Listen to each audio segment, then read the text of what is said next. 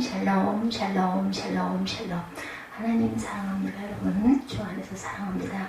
잠언 10장 말씀이죠. 1절에서 4절. 지혜로운 아들은 아비를 기쁘게 하거니와. 잠언이라는 말은 히브리어로 마샬이라고 합니다.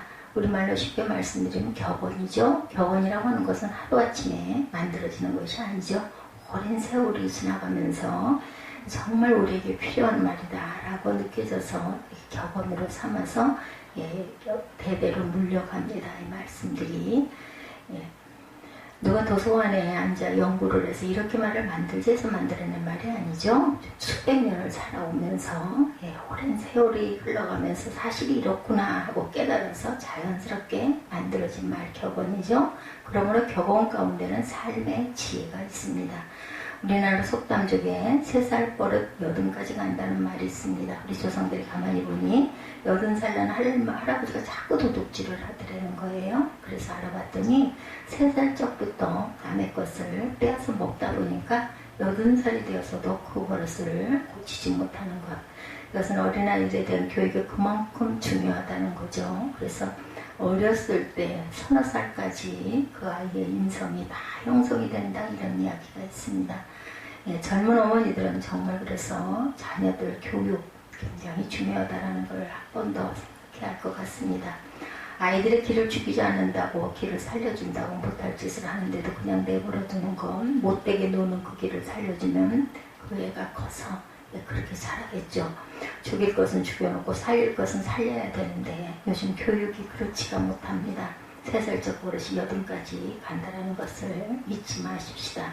오늘 본문의 주인공은 당연히 솔로몬의 잠언이니까 솔로몬이죠. 솔로몬이 지나온 날의 인간의 삶, 자기가 지켜본 모든 것들 중에 격언이 될 만한 말들을 모아서 기록하여서 우리들에게 기록으로 남겨준 것이 잠언입니다. 잠언은 생활의 격언이죠. 이 본문이 가르쳐 주신 말씀을 따라서 솔로몬은 어떤 생활의 격언을 주고 있는지 한번 다시 참고합니다. 첫째 1절에 보니까 지혜의 생활. 제가 그냥 시편 127편 오늘 제목이 지혜로운 아들은 아비를 기쁘게 하거니와 이렇게 제가 제목을 잡았습니다.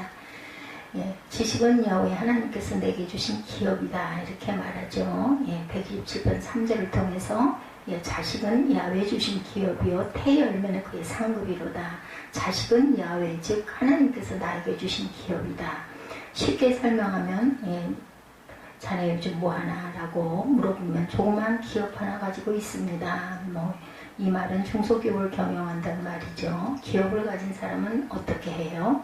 아침 일찍 일어나서 밤늦게까지 온갖 시간을 그 기업에 투자하고 내 돈을 투자하고 남의 돈까지 보다가 투자를 합니다. 그리고 내 정성과 내 시간을 몽땅 거기다 다 투자를 하죠. 직장생활하는 사람들은 그렇지가 못해요. 그죠? 그냥 주어진 시간만큼만 가서 성실하게 일하면 됩니다. 그래서 기업이 잘 돌아가므로 불같이 일어나 잘 되고 성공하면 내가 성공했다 이렇게 말을 하죠. 또 그 기업이 망하면 내가 망했다 이렇게 말합니다. 기업이 망했는데 내가 성공하는 법은 없어요. 성경은 그런 기업 중에서 최고의 기업이 아들과 딸이다 이렇게 말씀합니다. 하나님께서 너 한번 기업을 경영해봐라 하고 기업을 주셨는데 그 기업이 바로 자녀들이라는 거죠. 그래서 사람들은 아들, 딸을 위해서 전부를 온정성을 다 기울여 시간과 사랑과 공력을 투자합니다. 정성도 투자합니다. 가지고 있는 물질도 투자합니다. 그래서 아들, 딸들이 잘 되면 아버지, 어머니는 성공했다 이렇게 이야기합니다. 예를 들어 내가 경영하는 공장과 사업은 잘 되었는데 아들, 딸이 망했다. 그 공장을 다 준다고 한들 아들, 딸의 실패를 아들, 딸의 그러한 삶을 어디서 보상을 할 수 있겠습니까? 그러므로 세상의 기업도 좋지만 하나님이 주신 기업은 아들, 딸이라는 거죠. 아들, 딸들이 잘 될 때 그 가문이 잘 되죠. 그 가문이 성공합니다. 시편 기자는 태의 열매는 그의 상급이라고 말씀하죠. 태의 열매는 자식이죠. 성경은 자식이라는 말을 바꾸어서 태의 열매로 표현합니다. 아들, 딸들이 잘해서 상을 받으면 그것이 바로 부모의 영광이다. 근데 아들, 딸들이 잘하고 상을 받으면 이것은 다 부모의 덕분입니다 라고 영광을 부모에게 돌리는데, 자녀가 잘 되면 이렇게 기업도 되고 상급도 된다라는 거죠. 그러나 어느 자식이나 전부가 다 기업이 되고 어느 자식이나 전부 상급이 되는 것은 아닙니다. 자녀라고 해서 똑같지 않기 때문이죠. 본문으로 들어가서 1절에 솔로몬의 자문이라 지혜로운 아들은 아비로 기쁘게 하거니와 미련한 아들은 어미의 근심이다. 지혜로운 아들 딸은 아비에게 큰 기쁨이고 자랑거리가 된다. 지혜로운 아들 딸만이 부모에게 성공적인 기업이 된다고 하죠. 미련한 아들 딸은 어미의 근심이 됩니다. 맞습니다. 어미의 부끄러움이고 수치가 됩니다. 기껏 열심히 똑같이 정성과 사랑과 물질을 투자해도 실패한 기업이 되죠. 아들 딸이라고 해서 다 똑같은 것은 아닙니다. 예, 자녀들 중에는 지혜로운 아들, 지혜로운 딸들이 있어요. 오늘 솔로몬이 말했다는데 큰 의미가 있는데, 솔로몬에게는 여러 형제들이 있었죠. 즉 그의 아버지 다윗에게 여러 자녀가 있었습니다. 그 여러 아들 중에 대표적인 아들이 둘이었습니다. 못된 아들은 압살롬. 이름부터가 의미가 좀 그렇죠. 예, 눌러 죽이는 것을 압살이라고 말하죠. 압살롬은 정말 눌러서 죽일 놈이다. 이 아들이 가만히 보니 왕자들이 많은지라 그냥 가만히 있다가는 왕의 자리를 빼앗길 것 같아요. 그죠? 예, 나에게 들어갈 것 같지 않습니다. 그래서 훌륭한 사람들을 모아놓고 세력을 모은 다음에 오랜 세월 동안 그렇게 했죠. 그래서 다음에 아버지를 죽이고 자기가 왕의 자리에 앉으려고 반란을 일으킨 사건이 있습니다. 한때 아버지를 내쫓았어요. 처음에는 성공한 것 같았지만 나중에는 반란에서 패배를 하고 비참하게 죽임을 당합니다. 예, 석지순례를 하시는 분들 다들 압살롬의 무덤을 찾아가가지고 돌을 하나씩 던져가지고 돌무더기가 되었다고 그러더라고요. 그 무덤이. 예, 지나가는 사람들이 그냥 지나가지 않는데요. 거기에 살고 있는 유대인들도 또 그 자리를 지나갈 때마다 돌을 던져가지고 돌무덤이 되었다고 그래요. 아무리 권세가 좋다고 한들 아버지를 죽이고 왕 노릇을 하겠다니 고약한 아들이죠. 아버지의 부끄러움이고 수치입니다. 자랑이라 할 것은 하나도 없습니다. 그 반대된 아들 솔로몬이죠. 아버지 다윗에게 자랑거리였고 기업이 될 만한 아들. 솔로몬의 삶 중에 유명한 삶이 기도하고 지혜를 축복으로 받았어요. 그 기도를 언제 했어요? 꿈속에서 하죠. 제정신 차리고 기도한 것이 아니에요. 꿈속에서 기도했다는 것은 그만큼 평상시에 기도 생활을 열심히 항상 했다라는 뜻입니다. 하나님이 솔로몬의 꿈속에 나타나서 내가 네게 무엇을 줄고 오줌이 나면 이렇게 물어보셨겠습니까? 예, 솔로몬은 하나님, 나는 하나님이 왕으로 세워 이 직분을 주셨는지라 나에게 지혜를 주셔야 이 직분을 잘 감당해서 백성들을 온전하게 다스리겠습니다. 다른 것은 주지 않으셔도 좋지만 지혜만은 꼭 주십시오라고 간구했다는 거죠. 하나님이 얼마나 기쁘셨겠습니까? 하나님의 직분을 맡겨주시니 그 직분을 잘 감당하게 해달라고 기도합니다. 아무 그 사람이 미워 죽겠으니 그 사람을 처리해 주십시오 라는 기도를 하지 않았어요. 그리고 부귀영화를 달라는 기도도 하지 않았습니다. 그래서 하나님께서는 내가 구하지 않은 부귀영화까지 더해서 주리라고 말씀하시죠. 그래서 솔로몬의 태평성대를 이룹니다. 즉 평화의 왕이 되죠. 그래서 이름의 뜻이 솔로몬이 평화죠. 피스. 이렇게 솔로몬은 사실상 그 아버지의 기쁨이 되고 자랑거리가 되었어요. 하나님을 하나님으로 알고 하나님으로 모실 줄 아는 지혜로운 아들이었고, 하나님은 그를 통해서 지혜로운 생활의 자문을 쓰게 하시기도 합니다.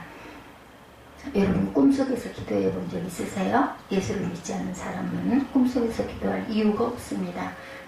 기도하는 것은 생각지도 않기 때문에 꿈속에서 기도할 이유가 없죠. 예, 꿈속에서 종종 설교를 하는 목사님들, 저도 초기에 그런 경험이 있습니다. 왜냐하면 그 평상시에 어떻게 내가 설교를 잘할까, 신학교 다니면서 이런 걸 막 연구하다 보면 꿈을 꾸기도 합니다. 뭐 운전면허 시험 보는 사람들이 막 꿈에 S자 코스를 돌고 T자 코스를 했다라는 이야기를 들은 적이 있어요. 화툭 빠진 사람들은 천정을 보고 있으면 천정이 뭐 온통 화투판이다 이런 얘기를 들은 적이 있습니다. 오죽이나 그걸 그 평상시에 머리에 담고 있으면은 그런 꿈을 꾸고 그런 환상이 보이겠습니까? 예. 그냥 항상 우리가 가지고 있는 어떤 문제거리 또 있을 때 항상 그거 가지고 골똘하게 마음 쓰고 도대체 이걸 어떻게 하면 잘할까 우리가 연구하지 않습니까? 예. 그리고 성경도 찾아보고 또한 뭐 그것을 성공한 사람들의 그 기업은 어떻게 운영했나 기업가들은 또 그걸 가지고 아주 열심히 봅니다. 다윗의 아들 솔로몬이 꿈속에서 기도했다는 것은 그만큼 평소에 기도 생활을 잘했기 때문에 꿈속에서 기도를 한 거죠. 하나님을 하나님으로 알고 하나님으로 모시고 나는 그 하나님께 기도해야 되는 그런 존재다라는 것을 아는 것 바로 그것이 지혜입니다. 박사학위 셋을 받는다고 해서 성경은 지혜자라고 하지 않습니다. 하나님을 하나님으로 알고 하나님으로 모시고 나는 무엇이고 내 위치가 무엇인지 자기 자리를 찾아 안고 서는 사람, 자기를 아는 사람이 지혜로운 사람, 자기를 얼마나 알겠습니까? 나 자신이 온전히 잘 판단하지를 못합니다. 오헬라로 가는 사람이 소매치기라고 하는 조그만 작품을 썼어요. 이 사람은 소매치기 기술이 얼마나 좋은지 지나가는 사람을 보면 그 사람의 주머니에 얼마가 들어있는지 안다고 그래요. 예, 이 사람은 소매치기 기술로 먹고 살았어요. 남자들은 주머니에 돈이 두둑하게 들어있으면 생기가 넘친다고 하네요. 저런 사람은 100만 원짜리다 하고 지갑을 꺼내보면 영락없이 100만 원이 들어있더라는 거죠. 그러나 코가 쭉 빠져있는 사람은 1000원짜리 몇 장밖에 주머니에 지갑에 들어있지 않다. 뭐 요즘에는 돈 지갑에 넣어갖고 다니지 않죠. 근데 예, 솔로몬 시대에 당연히 그렇게 돈을 가지고 다녔을 것입니다. 이런 사람의 지갑은 아무리 꺼내봐도 예, 아무런 이력 때문에 쳐다보지도 않아요. 먼저 알죠. 그래서 내 돈은 내 돈이 아니라 내 돈이다 이렇게 생각을 한답니다. 마음대로 내가 원하기만 하면 살짝 잠깐 예, 신경만 쓰면 꺼내 쓸 수 있기 때문에 모든 사람의 지갑 속에 있는 돈은 내 돈이다. 소매치기는 이렇게 생각을 한다 그래요. 작품에 등장하는 주인공이 얼마나 소매치기를 잘하는지 나중에는 내 돈을 전부 쓰는 것으로 끝나지 않고 소매치기한 돈을 모아서 떼부자가 되었다는 거죠. 예, 소매치기라는 작품 안에 나온 내용이었습니다. 작품에 등장하는 그 주인공 떼부자가 되니 그 주위에 아주 미녀들이 몰려들더라는 거죠. 아름다운 여자들의 숲속에서 재미있게 살고 싶어하는 일을 하고 싶은 일을 다 하면서 살아갑니다. 돈을 많이 모으면 그 주변에 여자가 끓고 그러다 보면은 그죠 술 마시게 되고 이러다 보면 방탕하게 되죠. 사람들은 그를 선망의 대상으로 생각했다는 거죠. 그러다 어느 날 중년 부인이 지나가는지라 핸드백에서 지갑을 꺼냈어요. 역시 지갑을 꺼내면서 슬쩍 얼굴을 보니 어디서 많이 본 얼굴이더라죠. 그래서 누굴까 생각하다가 머리에 그 생각이 떠올라서 무릎을 칩니다. 다름 아닌 옛날 초등학교 다닐 때 항상 자기 옆자리에서 공부하던 단짝이었더라죠. 이렇게 재미있게 지내던 단짝이 숙녀가 됩니다. 그 여자의 것을 모르고 꺼냈어요. 그때 자기 자신을 발견했다. 그 소매치기라는 작품이 소매치기로 끝나가지고 소매치기가 그렇게 돈을 많이 벌어 떼부자가 되고 그것으로 주변에 미녀가 끌어서 잘 먹고 잘 살았다 하면은 이 작품이 유명할 리가 없겠죠. 예. 그래서 내가 왜 이 지경이 되었는가 생각하고 지갑을 돌려주면서 이야기를 나눕니다. 그렇게 해서 그 옛날에 단짝이었던 숙녀의 도움을 받아서 교회에 나가게 되었어요. 예, 그래서 교회에 나가 예수님을 만나고 영접하고 하나님을 믿고 새 사람이 되었다는 거죠. 지나온 날의 온갖 즐거움이 사실은 참 즐거움이 아니었고 성공이었다고 생각했던 것이 사실은 참 성공이 아니었다는 것을 깨닫게 됩니다. 하나님을 만나고 예수를 영접하다 보니 이렇게 이제 딴 사람이 되었어요. 하나님을 하나님으로 알고 내 자신 누구인지를 발견한 그 사람이 가장 지혜로운 사람, 지혜자입니다. 하나님을 도와주실지라도 이런 사람을 돕고 축복을 해도 이런 사람을 축복하시겠죠. 이것이 지혜의 생활이고 그 생활이 곧 지혜임을 본문이 우리에게 가르쳐줍니다. 내가 세상에 아무리 출세를 했다고 한들 부모를 몰라보는 자식은 자식이 아닙니다. 아무리 내가 공부를 많이 해서 박사가 된다 할지라도 부모를 몰라본다면 당연히 지혜로운 자식이 아니죠. 진정한 우리 아버지가 되는 하나님을 알아보는 성도가 바로 지혜로운 자녀입니다. 지혜로운 자식이 하나님을 기쁘게 하죠. 하나님은 이런 사람을 돕고 축복합니다. 둘째, 의리의 생활 2, 3절이죠. 다윗에게는 둘도 없는 친구 요나단이 있었죠. 깊이 사귀는 친구는 한 내지 둘이면 족하죠. 절친이 많지는 않습니다. 그 나머지는 그저 알고 두루두루 지내는 좋은 관계로 지내는 벗들입니다. 다윗에게는 친한 친구가 꼭 한 사람 요나단이죠. 요나단은 왕의 아들 왕자입니다. 다윗은 쫓기도 아닌 신세였어요. 사울왕 시절에. 근데 이렇게 전혀 신분이 다름에도 아주 절친이 됐어요. 다윗은 평생에 도움만 받던 요나단 친구 다윗에게 평생 도와주다가 돌아가죠. 또 그러고 나서 그 다음에 다윗은 끝까지 그 가족을 돌보는 그런 아주 아름다운 벗의 아름다운 사랑의 이야기가 있습니다. 이런 상황에서도 둘은 친구가 되었고, 요나단은 왕과 함께 전쟁에 나가 한나라는 왕과 함께 전사를 하죠. 다윗은 쫓겨다니는 신세였다가 사울왕에 이어 왕의 자리에 올라 나라를 평정하고 자기의 기반을 붙입니다. 이제는 옛날에 도움을 주었던, 도움받을 때마다 신세를 꼭 갚겠다고 생각했던 친구 요나단이 생각이 나서 신하들을 시켜서 요나단의 자손을 찾아봅니다. 신하들이 전국을 뒤져 요단강 건너 마하나임 땅에 숨어 지내고 있는 요나단의 아들 무비보셋을 위에 찾아서 데려오죠. 그 아들이 바로 다리를 저는 절름발이었어요. 그러함에도 다윗은 자기 아들과 똑같이 왕자 위치에 놓고 함께 먹고 함께 자고 함께 살도록 하면서 온갖 배려를 다 해주는 친구에 대한 의리를 끝까지 지킨 다윗 왕의 의리, 상당히 아름답죠. 지혜 있는 사람입니다. 우리가 너의 도움을 받을 때는 할아버지 하지만 전혀 도움이 필요치 않다 싶을 때는 나 몰라라 하는데, 상종도 못할 그러한 그 인간들. 그러기에 내가 아무리 손해를 봐도 아무리 어려워도 의리를 지킬 수 있는 사람, 진짜 인간다운 인간, 우리가 하나님께 대해서도 의리를 지켜야 되죠. 그래서 성경은 의로운 생활이다 이렇게 말합니다. 본문에도 돌아가서 2절 3절에 보면 불의의 재물은 무익하여도 의리는 죽음에서 건져지느니라 말씀합니다. 야훼께서 의인의 영혼은 줄이지 않게 하시나 악인의 소욕은 물리치신다고 말합니다. 불의한 재물은 무익하다라는 거죠. 이 말을 다른 말로 바꾸면 내가 땀 흘려 정정당당하게 벌지 않는 부정축제는 전혀 의미가 없다라는 이야기입니다. 재판받는 사람들, 우리도 재판을 했지만 얼마나 기가 막혀요, 그죠? 땀 흘려 벌어놓은 돈 때문에 재판을 받는 것, 전부 불의한 돈 때문에 인생을 망치고 지금은 구속된 상태에서 재판을 받고 있는 것. 그러므로 불의한 재물을 모았다고 해서 우리가 부러워할 것은 하나도 없어요. 내가 땀 흘려 정정당당하게 벌어 모은 부자는 우리가 존경할 줄 알죠. 부자라고 해서 절대로 시기하지 마십시다. 잘못된 부자는 얼마 안 가 다 들통나고 망하게 되죠. 나머지 판단은 하나님이 하시는 거예요. 그러나 정정당당한 부자는 타도의 대상이 아니라 존중의 대상입니다. 내가 못 산다고 부자를 시기하고 미워할 필요는 없어요. 그러나 불의한 재물은 무익하다라는 것. 본문에 이어 의리는 죽음에서 건져지느니라. 동시에 의인의 영혼을 하나님께서 줄이지 않게 하신다. 성경은 의리를 지키는 사람을 의인과 똑같이 이야기하고 있습니다. 보면 야훼께서는 의인의 영혼은 줄이지 않게 하시나 악인의 소욕은 물리친다라고 말하죠. 불의의 재물은 무익하여도 공의는 죽음에서 건져지느니라 말씀하고 있습니다. 구약 성경의 원어인 히브리 말에 의하면 본문에 나오는 의리를 체데카라고 말합니다.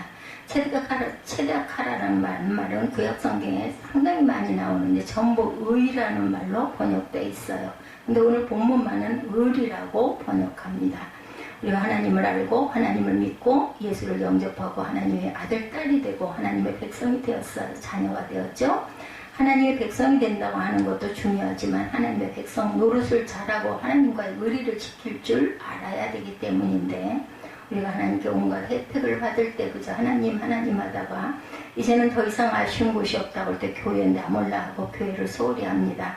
내가 미쳤지라고 하면서 봉사를 그렇게 잘하던 사람이 봉사를 안 하고 주일에도 가책 없이 행락을 찾아 돌아다니면서 변절자가 되기도 하죠. 하나님은 얼마나 기가 막히시겠는가. 하나님의 아들, 딸이 되어서 또는 하나님의 백성이 되어서 온갖 혜택을 다 받았으면 하나님께도 의리를 지켜야 되겠죠. 의리를 지키는 사람이 하나님의 아들, 딸로서의 의로운 삶을 사는 사람. 그래서 의라고 하는 말을 본문에서 의리라고 번역되어 있습니다. 우리는 사람에게도 의리를 지켜야 되지만 하나님께 먼저 의리를 지키는 의로운 생활을 열심히 해야 되겠죠. 해도 되고 안 해도 되는 게 아니죠. 디모데후서 4장 7절에 내가 선한 싸움을 싸우고 나의 달려갈 길을 다 마치고 믿음을 지켰으니 라고 나옵니다. 이스턴이라고 하는 주경 신학자는 이 말씀에 대해서 내가 선한 싸움을 다 싸우고 나의 달려갈 길을 마치고 내가 약속을 지켰으니라고 새롭게 해석했다 그래요. 약속이란 말을 다른 말로 이야기하면 의리를 지켰다라는 말로도 되죠. 바울 사도가 이 말을 할 때 언제 주님과 약속했는지 여러분들 아세요? 다메섹으로 가는 길에 주님이 나타나셔서 주님을 만나죠. 너는 이방인의 그릇이라 이제는 이방으로 나가 나의 복음을 전하라 하시면서 주님이 바울을 이방인의 사도로 세우셨어요. 그때 바울 사도가 주여 좋습니다 하면서 철석 같은 약속을 합니다. 이 약속을 지키기 위해서 엄청난 고통을 받죠. 얼마나 많은 환난과 고초를 겪습니까? 그래서 나이 많아서 믿음의 아들 디모데에게 보냅니다. 그렇게 손해를 보고 그렇게 고생스러워도 나는 약속을 철저히 지켰다고 선언합니다. 이것이 의리죠. 의로운 생활입니다. 그럼 우리는 항상 주님 앞에 그리고 너에게도 의리를 지키는 의리의 자녀들이 되어야 되겠죠. 하나님 이런 사람을 기뻐하시고 이런 사람을 돕습니다. 리플레라고 하는 사람이 믿거나 말거나 이야기만 모아서 책을 냈어요. 그 중에 내용 한 가지를 보면 미국 돈으로 5달러는 쇠뭉치 하나가 있었다고 해요. 별것 아니죠. 근데 이것을 녹여서 말발굽을 만들면 50달러짜리가 됩니다. 10배가 되죠. 다시 녹여서 두드리면 찌꺼기가 빠져나가고 강철이 되죠. 그렇게 해서 만들어진 바늘을 팔면 5,000달러가 됩니다. 1000배가 되는 그런 금액이죠. 다시 두드려서 다시 찌꺼기를 버리고 시계를 만들면 50만 달러짜리가 되죠. 10,000배가 된다는 거죠. 그러면서 똑같은 숯덩어리로 재료는 같고 수량도 똑같은 게 무엇이 되느냐에 따라서 이렇게 값이 하늘과 땅만큼 차이가 난다는 거죠. 우리는 무엇이 되느냐 상당히 중요하다라는 것. 하나님의 아들, 딸이 되느냐 못 되느냐 하는 것은 기본입니다. 그러므로 먼저 하나님의 자녀가 되고 무엇이 되느냐 하는 것보다 더 중요한 것, 거기에 합당한 삶을 어떻게 살았느냐 하는 거죠. 하나님의 아들, 딸이 되고도 아들, 딸 노릇을 못했다고 하면 하나님의 자녀된 자로서 자녀된 노릇을 못했다고 하면은 하나님께 우리가 얼굴을 들 수가 없겠죠. 우리가 먼저 하나님의 자녀가 되고 온전한 하나님의 아들, 딸 노릇을 해야 됩니다. 그것이 기본입니다. 그러나 아들, 딸이 되었으면 아들, 딸 노릇, 백성이 되었으면 백성 노릇을 해야 되는 거죠. 이것이 바로 하나님께 대한 의리고 나에 대한 의리입니다. 얼마나 믿음 생활에서 아름다운 이야기를 하고 가는지 하나님께 대해서 의리를 지키고 이웃에 대해서도 의리를 지키고 사랑하시기 바랍니다. 성경은 이런 사람에게 승리가 있다고 약속합니다. 셋째, 공들이는 생활 4절에 말씀하고 있죠. 손을 게으르게 놀리는 자는 가난하되고 손이 부지런한 자는 부하게 된다. 4절에 손이 부지런한 자는 부하게 된다고 말해요. 손을 게으르게 놀린 자는 게으름을 의미합니다. 그러나 똑같은 일이어도 손을 부지런하게 놀리면 그 손이 10번 또는 100번이 갑니다. 그만큼 공이 들고 정성이 들어간다. 이 말씀을 무슨 일이나 공들이지 않은 일이 되는 것은 없고 공들인 일은 반드시 성공한다라고 우리가 생각해도 됩니다. 장사도 정성을 들이고 공을 들인다면 그 장사가 잘 되겠죠. 공부할 때도 건성건성이 아니라 시험 보기 위해서 잠깐 하는 게 아니라 항상 열심히 예습 복습을 잘하면은 그 사람은 이 다음에 자라서 분명히 학문의 길, 학자의 길로 갑니다. 믿음 생활도 정성을 들이고 공을 들일 때 믿음 생활이 성공하죠. 믿음 생활에 공을 들이지 않는다, 정성이 없다고 한다면 그것은 온전한 바른 믿음이 되지 못합니다. 공 들이는 생활이 바로 우리들이 해야 할 생활이고, 즉 생활에는 우리의 공이 들어가야 한다고 솔로몬은 증언한 거죠. 이런 생활에 하나님의 도움과 축복이 있고 성공이 있다는 사실을 믿으시기 바랍니다. 성도의 생활 잠언은 첫째 지혜의 생활, 자식은 야훼에 주신 기업의 상금입니다. 그 결과는 부모를 기쁘게 합니다. 그러므로 지혜로운 생활은 하나님 아버지를 기쁘게 하는 것, 최고의 지혜죠. 지혜로운 생활에 축복이 있습니다. 둘째, 의리의 생활. 의라는 말, 의로 번역이 되죠. 의리를 지키는 삶이 의로운 삶이다. 하나님의 은혜와 사랑에 대해서 항상 의리를 사람에게, 부모에게, 하나님께 지킬 줄 알아야 됩니다. 이웃에게 의리를 지킬 줄 알아야 됩니다. 의로운 생활입니다. 셋째, 공들이는 생활. 손이 부지런한 자는 부하게 됩니다. 손이 부지런하다는 말은 공을 들인다라는 의미죠. 우리는 우리의 생업에 공을 들이는 것처럼 믿음 생활에 공을 들이면서 하나님 귀한 축복에 그리고 승리의 삶에 이루시는 저와 여러분이 되시기를 주님의 이름으로 축복합니다.